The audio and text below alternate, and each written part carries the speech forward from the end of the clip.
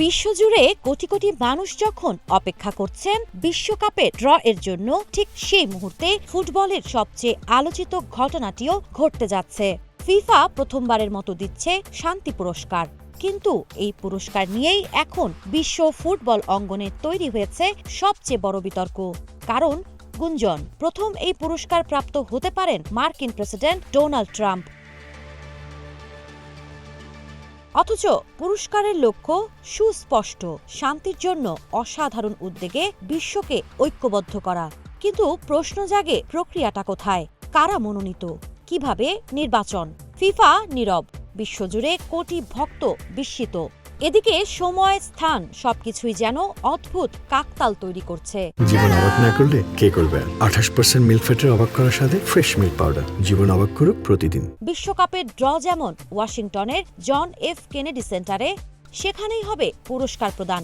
আর চমক, এই সেন্টারের বোর্ড চেয়ারম্যান এখন ট্রাম্প নিজেই। ইনফান্তিনো যেন ট্রাম্পের প্রতি পক্ষপাতিত্বেরই ইঙ্গিত দিচ্ছেন। শপথ গ্রহণ অনুষ্ঠান, শান্তি সম্মেলন, একাধিক বৈঠক, দুজনকে একসঙ্গে দেখা গেছে বহুবার।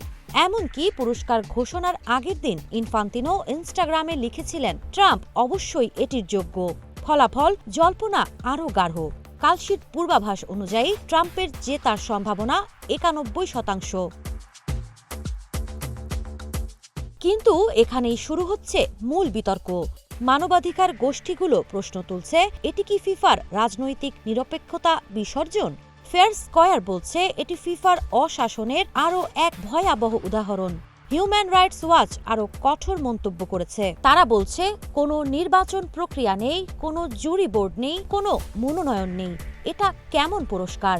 ফিফার ব্যাখ্যা, 2026 বিশ্বকাপের সহ আয়োজক দেশগুলোর নেতাদের সঙ্গে সুসম্পর্ক বজায় রাখা সভাপতির দায়িত্ব।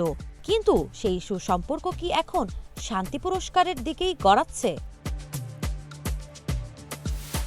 শুক্রবার বিশ্বের সামনে বেরিয়ে আসবে সব রহস্য।